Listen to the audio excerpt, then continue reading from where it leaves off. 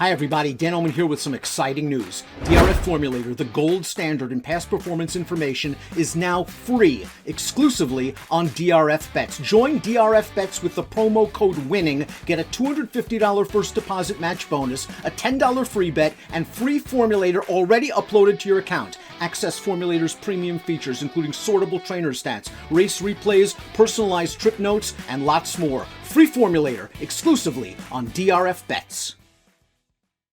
Dan Illman, Mike Beer, the feature race at Aqueduct on Sunday is for New York breds. It's at a one-turn mile, and it's the Haynesfield Stakes. It's $100,000. Let's take a look at this competitive field of New York breds. Only a field of 6, but as you see from David Aragona's morning line, they're pretty evenly matched, Mike. My boy Tate's been banging around for a while. He has one at a mile. Is this his best distance?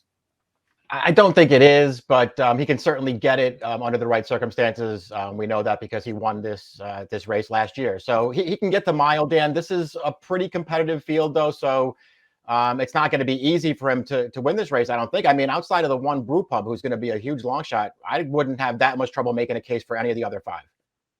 Let's talk the Timeform US pace projector for this race. Timeform US believes that it could favor horses on or near the early lead, but they do have 3 horses grouped together, one of them being the stretch-out sprinter, My Boy Tate. We have seen Lobster win on the lead, going 7/8 of a mile. Turning back in distance is Water's Edge. Who do you think makes the front?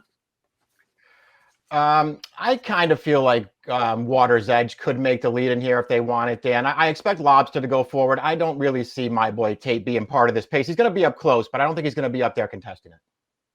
A horse that's definitely coming from off the pace is the outsider on the morning line, the number 1 Brew Pub, who began his career 0-4-20. The good news is he's won his last 2, both on wet tracks. Let's watch his last race. Entry-level New York bred allowance on February the 13th. He comes widest and fastest to win, but only with an 80 Beyer speed figure. I guess you move him up slightly on a wet track, but moving from a non-winners of 1 other than to a non-winners of 2 other than New York bred allowance is a big step up in class, let alone running in a stake. Yeah, I mean, he just looks like he's in way over his head here. It's nice to see him finally starting to figure the game out, Dan. He has won 2 races in a row with consecutive Beyer tops. He's still in way over his head here. Water's Edge, the number 2, has never been out of the exacta from 7 lifetime starts, and maybe there's still upside for this relatively lightly raced 4-year-old. I liked his most recent win against the 2 other than optional claimers. Now, this race was at a 1 1/8 over a wet track, but as we turn to the stretch of that race, he has already dispatched 2 challenges. He dispatched the pace horse, who's exhausted, the favorite, who is now starting to get tired in between horses, and now the closer makes a good run at him. Water's Edge, I thought, did a lot of work all the way around the track, and to put away 3 challenges and still earn a 91 Beyer, that's good enough for me. Yeah, I agree with all that stuff. It's worth pointing out this horse started out like he was going to be really good. And, obviously things didn't go, come together perfectly for him. He did not run as poorly as it looks in some of those losses, though, after his maiden win, Dan. And I really like his last 2 starts, as did you, his last race in particular. He ran really well, and they're doing all the work. My Boy Tate utilized stalking tactics to win this race last year. I agree with you. I think a mile is well within his scope. He's got a lot of class, and he's been managed very well by his ownership and by Michelle Nevin. Let's watch his last race, the Holly Hughes. He caught a hot favorite.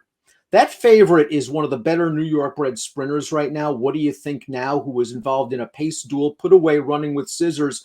My Boy Tate's had a pretty decent trip. He sat inside. He got to the outside. He's sprinting right now. But what do you think now is just too good? Yeah, he ran in here, My Boy Tate. And He just happened to run into a horse who's just not stopping on the lead. This is back-to-back 104 Beyers for what do you think now in his last 2 races, Dan. And My Boy Tate, as well as he ran, he couldn't really make an impression on him. Good performance there. He won the State Florida Sandy 2 back and was ultimately disqualified for causing some interference in the stretch. He still ran well that day. But he has these races, Dan, the 2 out-of-town races last October where he just destroyed weaker horses, and he surrounded those 2 wins with 4 races in New York where he settled for second each time. And it's not like there are a lot of excuses to be had. That worries me about him a little bit, but he's still the horse to beat. Lobster comes into this race off 2 consecutive victories against New York bred stakes competition. The last one by disqualification in the Say Florida Sandy. I don't think a mile's an issue for him. He's won it in the past, and he can be forwardly placed. This is a horse that's a little bit underrated for Gary Siaka.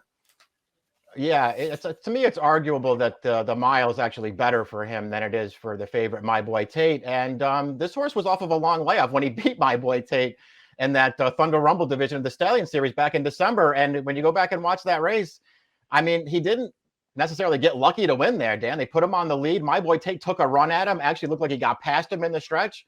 And this horse fought back and wound up winning that day. The mile, I think, actually gives this horse a better chance to win this race. Our Last Buck, I'm a big fan of this horse, and he seems to like Aqueduct a lot, and a mile's not going to be a problem. If this pace heats up, he can easily win. Going all the way back to January of 2021, I love the way he won the Say Florida Sandy, going 7 furlongs, and it's a shame he missed about 7 months after that. Now, I needed him in the Alex M. Rob. I thought he was a cinch that day at 7-1, and he ran okay. And last time in the Stymie, I'm willing to give him that race because he was just likely in a little bit too tough against the open stakes horses. I don't know. How much money can I lose on him, Mike? He's going to be a good price again. Yeah, I kind of feel the same way. I mean, I know he can win this race. I thought about putting him on top in here, and then I ultimately didn't do it. His Stymie, I guess last time it was an open race. Green Light Go seems like a hot horse right now and wired the field. This horse still didn't run that well in there. I did like his Alex M. Rob 2 back. I just think that race was probably a little too far for him. I don't know. I do think he can win. He's going to be a fair price. I have no argument with anybody who tells me they want to bet him one more time.